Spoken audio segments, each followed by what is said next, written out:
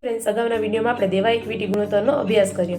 આજે આપણે કુલ મિલકત અને દેવા ગુણોત્તર, માલિકી ગુણોત્તર અને વ્યાજ આવરણના ગુણોત્તરનો અભ્યાસ કરીશું.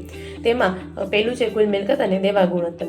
તો કુલ મિલકત અને દેવા ગુણોત્તર એ કુલ મિલકત અને બિનચાલુ દેવા વચ્ચેનો સંબંધ દર્શાવે છે. તેનું સૂત્ર છે કુલ મિલકતો છેદમાં લાંબા ગાળાના દેવા. તેનો હેતુ એ છે કે ધંધામાં રહેલી કુલ મિલકતોમાંથી ઉછીની મૂડી દ્વારા કેટલી મિલકત ઊભી કરાઈ છે તે જાણી શકાય છે. ત્યારબાદ આવે છે માલિકી ગુણોત્તર. તો માલિકી ગુણોત્તર એ ધંધાની કુલ મિલકતો અને માલિકીના ભંડોળ એટલે શેર હોલ્ડર્સના ભંડોળ વચ્ચે સંબંધ દર્શાવે છે. તેનું સૂત્ર છે માલિકી ગુણોત્તર બરાબર માલિકીના ભંડોળ છેદમાં કુલ મિલકત. તેનો હેતુ છે ધંધામાં રહેલી કુલ મિલકતોમાંથી માલિકી ભંડોળ દ્વારા કેટલી મિલકત ઊભી કરાયેલી છે. ત્યારબાદ આવે છે વ્યાજ આવરણનો ગુણોત્તર. વ્યાજ આવરણનો ગુણોત્તર વ્યાજ અને વેરા પહેલાનો નફો અને લાંબા ગાળાના દેવા પર વ્યાજ સાથેનો સંબંધ દર્શાવે છે. તેનું સૂત્ર છે વ્યાજ અને વેરા પહેલાનો નફો છેદમાં લાંબા ગાળાના દેવા પર વ્યાજ. તો તેનો હેતુ છે કે કોઈ પણ ધંધાકીય પેઢી હોય તો તેમાં મૂડી બે રીતે ઊભી કરી શકાય છે. એક તો માલિકીની મૂડી અને ઉછીની મૂડી.